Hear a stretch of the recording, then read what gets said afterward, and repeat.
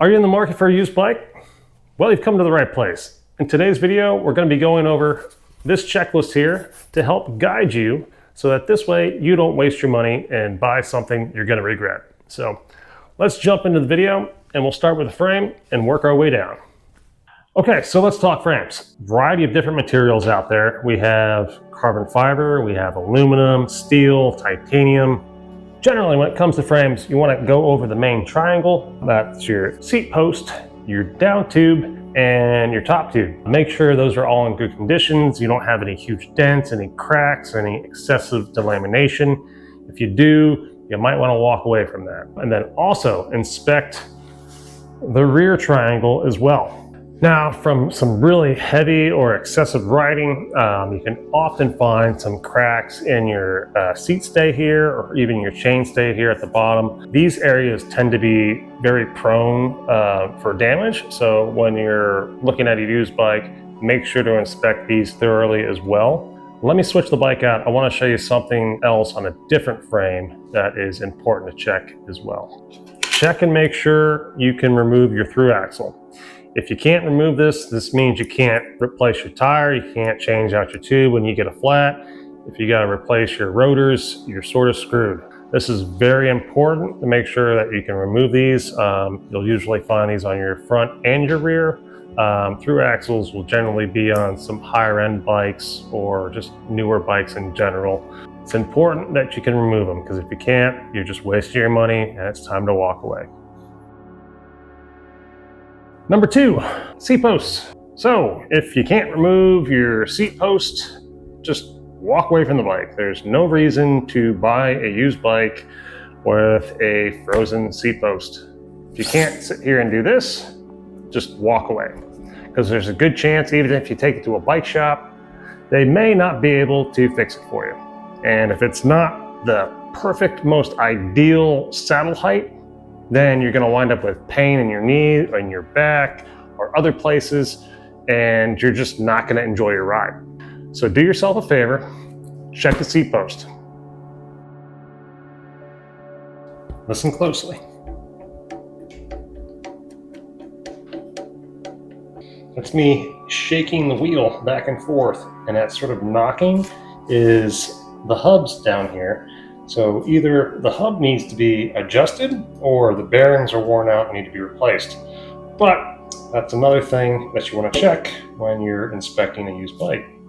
Okay, so hubs, not a huge deal. Really easy to replace bearings. A lot of higher end bikes will have sealed cartridge bearings that you just pop in and out. So as long as you're not having like something with ceramic bearings, which can get quite pricey, most bearings are just going to be your typical steel ball bearings, so anywhere from 30, 40, 50 bucks plus installation. So not a big deal if your hub is a little loose or the bearings are worn out. So, but you do want to check the actual wheel and inspect these spokes, because this is very important and this can be costly if your spokes and your nipples are corroded and seized. So let me show you what I'm talking about. Okay, so when you're inspecting a wheel, now I know you're not going to have it in a truing stand like this, but look for these little signs of sort of white residue. Sometimes it can even have like a blue or teal tint to it. This is corrosion, and what happens is this corrosion will sit here and build up around the head of the nipple and will actually seize itself to the wheel, preventing the nipple from being moved. And then in some cases as well, you'll have the spoke that will seize to the nipple here. And the problem with that is if your wheel is out of true and you sit here and you go to, turn it, sort of like this one. This one's not in great shape either, but the nipple and the spoke will all turn in one, and you won't be able to actually true this wheel. And then eventually you'll start to break spokes.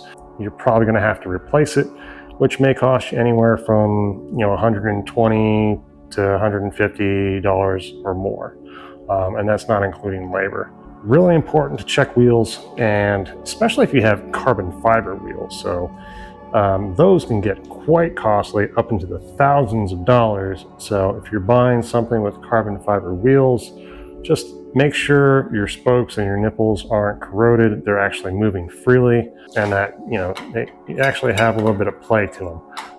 Also, you want to sit here and, you know, put some tension on these spokes, and by doing this, it'll sort of ensure that all the spokes are tensioned correctly, for one, and then two, you don't have any broken spokes. The one thing you need when checking a drivetrain is a chain checker tool. Now, this will have a 0.5 on the top, used for checking 11 to 12 speed, and then on the bottom here, if you flip it over, a 0.75. So this is generally for 10 speed and below. And what happens is you put this in the chain, let it fall. If it falls all the way through, chain's worn out. And then if you continue to have play within that chain, you can actually start to affect the cassette and even possibly the chain rings. So things to be concerned for, things to watch out for when you're buying that bike. Okay, so grab your chain checkers tool. You want to place it inside the chain, let it fall. If it goes nice and flat, like this one here, chain's worn out, needs to be replaced. Now, on this one in particular, it does have a little bit of play here, so this would be an indication that I would probably want to replace the cassette as well. If the chain is pretty far stretched, there could be a possibility that that person has worn out the chain ring as well. Let me show you what a bad chain ring looks like. So here we have two chain rings. This one is basically brand new, and you can see by looking at the teeth here, there's these nice valleys in the teeth. They're not sort of pointy, and they haven't created this shark fin on the top. Now, when you start to see that, your chain will start to slip, indicating that these are worn out. But this one is perfectly good. Now, this one, on the other hand, this little creation I made from a old hatchet. But anyway, this is a completely worn out chain ring. As you can see, these teeth are razor sharp, and the valleys here are really wide, and they're starting to shark fin at the top here. So this is what you want to look out for if you're looking for a bike. Make sure that your chain rings are good as well. All right, so next up is shifting, very important. But what is included in shifting? Well, you have your shifters, you have your derailleurs, and then you have your cables and your housings. Now, you want to make sure that everything here is working as it should and in uniform, because if one of those elements is lagging, it can really affect the shifting. So let me show you how you check them. This is really helpful if you have a bike stand, but if you're meeting somebody in a parking lot, you can just flip the bike upside down and sort of check these as well. It just makes it a little harder, but doesn't mean it can't be done. So first thing you want to do is find that rear derailleur and pedal it and just push it in and see if it moves up. And then as it's up, release it and see if it falls back. If it falls back correctly, nice and smooth and quick, then that will tell you that the derailleur is working and that your cables here aren't corroded or rusty. Because if you had a lot of friction built up in here, the derailleur would actually be quite slow moving back down. So that's a good indication to see if your derailleur is working. And you can also do the same thing for the front here. Okay, so if you're lucky enough to still have externally routed cables with old style road bikes or even some hybrids, you can find the cables that just sort of run along the underside of the down tube.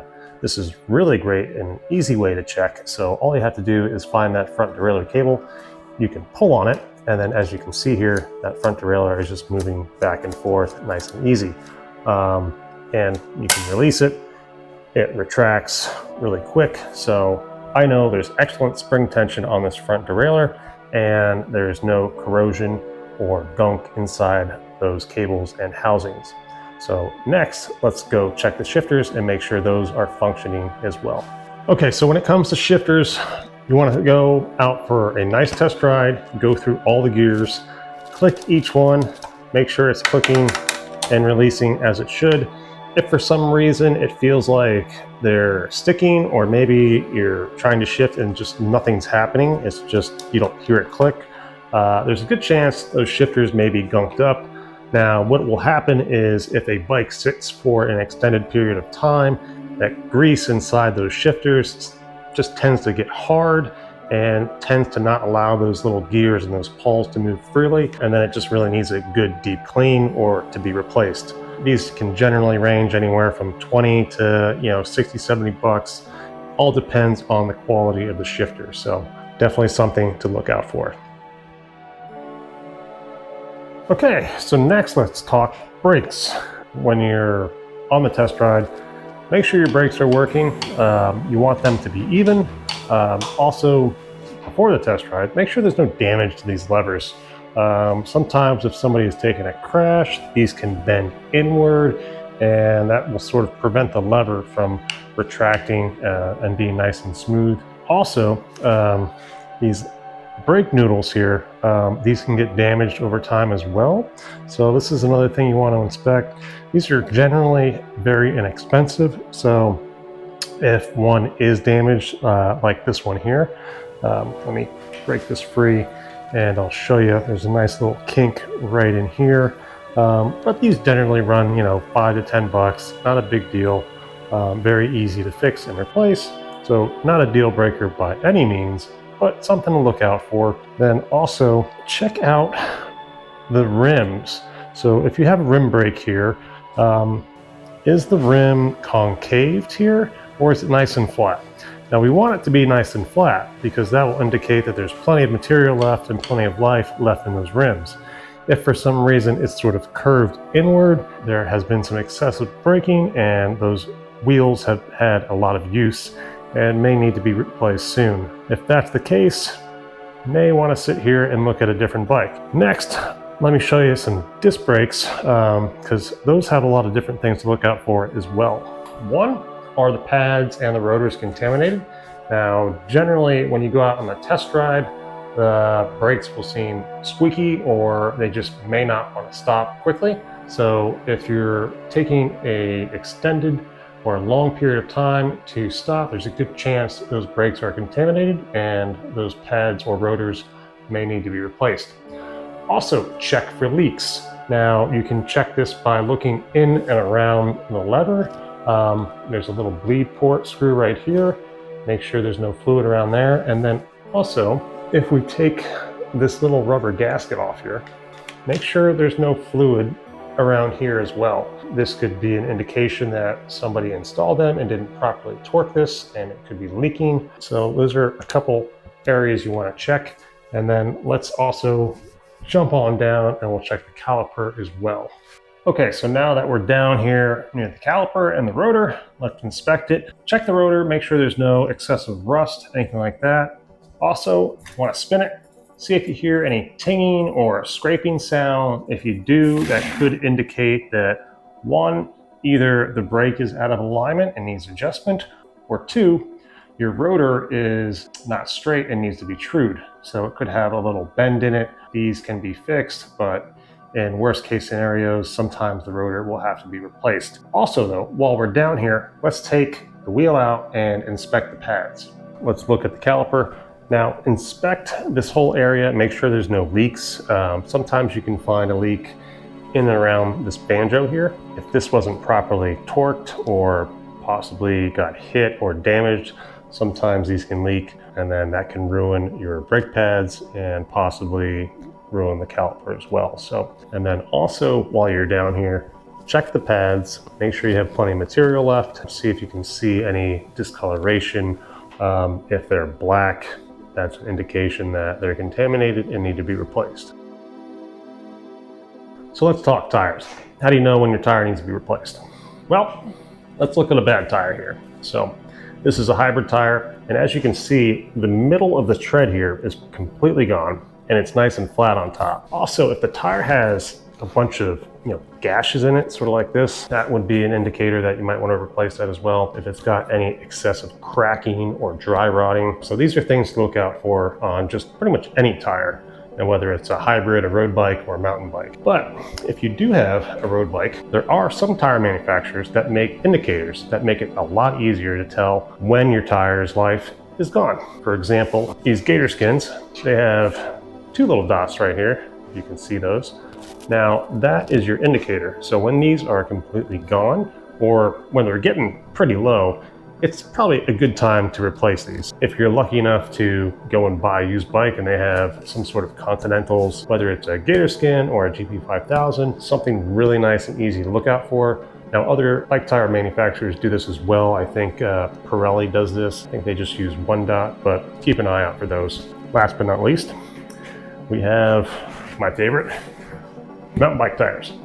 So with mountain bike tires, obviously you want to check the tread, make sure that you have plenty of nice lugs on the top, but not only on the top, you also want to check the sidewalls here. So if these lugs here are starting to rip and come off, that's an indication that this tire is shot and needs to be replaced, because when you go into a nice corner or a berm, especially at a high speed, there's a good chance that tire is going to slip out from underneath you because it's just not going to have the traction that it needs. Keep that in mind when you're looking over these bikes, and just something else to add to that negotiation notebook. So last but not least, we have our touch points. Now what are touch points? Well, grips, saddle, and of course our pedals. If your touch points on the bicycle are worn out, or maybe it's not exactly what you want, look at this as an opportunity. Not everybody is going to enjoy the same saddle that a previous owner did. So this is a great opportunity to sit here and purchase something that's going to fit your needs. Every saddle is different. Some people may like a more firm saddle, some a little softer, maybe a little wider. So don't get discouraged if the seat isn't what you want. Saddles can usually range anywhere from 30, 40, all the way up to a couple $100. So just depends on what saddle best fits your needs. Now grips here are also a great touch point and a great customization opportunity.